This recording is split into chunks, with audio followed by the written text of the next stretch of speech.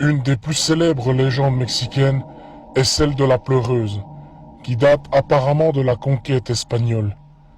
L'histoire raconte qu'une indienne d'une grande beauté entretenait une liaison avec un gentilhomme espagnol.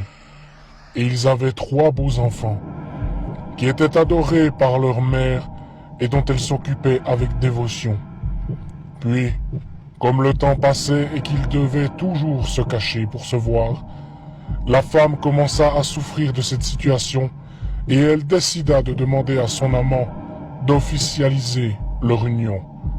Malheureusement, quand elle tenta de lui en parler, le gentleman qui faisait partie de la haute société et qui craignait probablement pour sa réputation, esquiva la question et il agit de la même manière à chaque fois qu'elle essaya. Quelque temps plus tard, poussé par ses intérêts, l'homme épousa une riche espagnole et il abandonna sa maîtresse. Quand elle apprit la nouvelle, la malheureuse en devint folle de douleur. Alors brusquement, la vision de leurs enfants lui sembla insupportable, et comme elle ne pouvait pas les regarder sans souffrir, elle les amena au bord de la rivière et les noya. Quand elle vit leur pauvre petit corps au fond de l'eau, la mère prit brusquement conscience de l'horreur de son geste et elle mit fin à ses jours. Peu de temps après, des cris déchirants s'élevèrent du bord de la rivière et une silhouette spectrale commença à errer dans les rues de l'ancienne ville, poussant les habitants terrifiés à se barricader dans leurs maisons.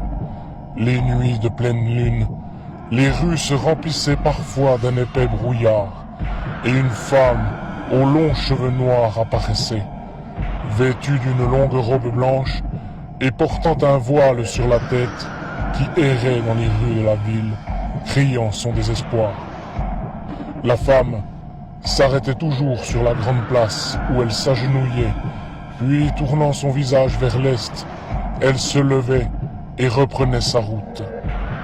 Quand elle arriva sur les rives du lac Texcoco, alors elle appelait ses enfants une dernière fois, puis s'enfonçant dans les eaux du lac, elle disparaissait. La plupart des gens la fuyaient, mais ceux qui se risquaient à l'approcher recevaient de sinistres révélations et parfois même ils en mouraient. La pleureuse aurait hanté le bord des cours d'eau pendant des siècles, et de nos jours encore elle continuerait à se lamenter, condamnée à chercher éternellement ses enfants sans jamais les trouver. Si dans un moment de faiblesse, il vous venait à l'idée de vous approcher d'elle pour la réconforter, gardez-vous-en bien. Pour une obscure raison, la pleureuse tuerait indifféremment tous ceux qui croiseraient sa route, emportant parfois les jeunes enfants avec elle.